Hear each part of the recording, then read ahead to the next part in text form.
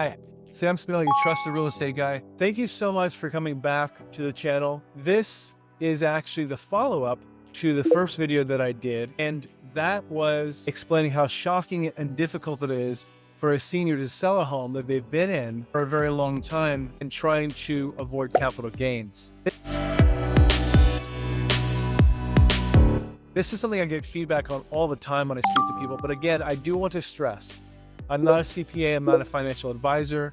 These are tax facts, but anytime I have a client that I'm working with in this scenario, I have them talk to their CPA so that they can get the numbers specifically for themselves, because it's not a one-size-fits-all, but this is the kind of the basics. So in my last video, we saw how seniors could face a $500,000 tax bill when selling their long-time home. What if I told you there's a way to make that tax bill disappear? That's where trusts and something called a step-up basis comes in.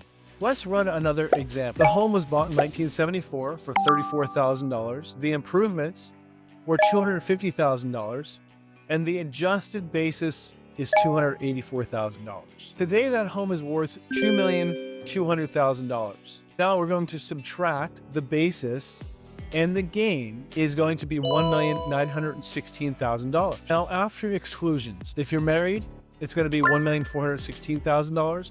And if you're single, it's going to be $1,666,000. That's a taxable amount. I mean, think about it like that. It's a taxable amount. It's a lot of money. So the married couple is going to owe roughly $525,000. The single person is going to owe about $635,000. That is a tremendous amount of money. And I think it can help us all understand why a senior tries to make this decision.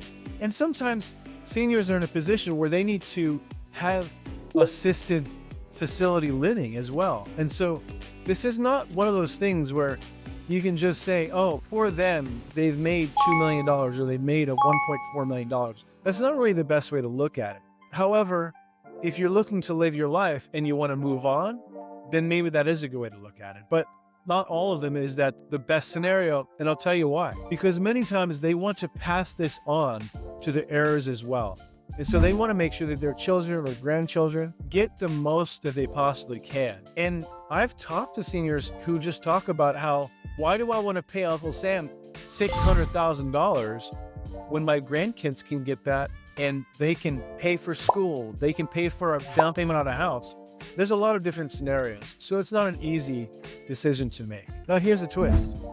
If that same home is held in a revocable living trust, when the owner passes, the heirs get a step up in basis. Instead of inheriting that old $284,000 basis, it resets to $2.2 million. The seller is no longer being hit with that huge tax bill.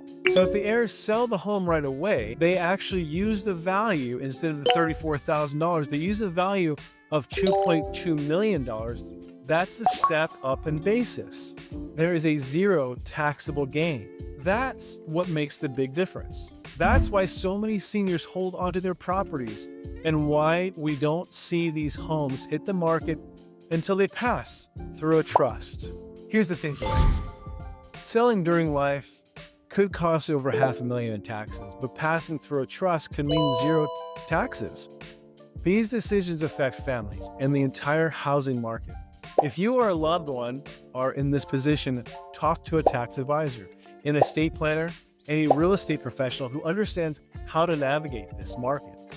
I work with families and their advisors every day on these situations. Reach out if you'd like to explore your options, and subscribe for more insights on real estate and the market. If you have any questions about this or anything else, please feel free to reach out. I'm always here and happy to help. Talk to you soon.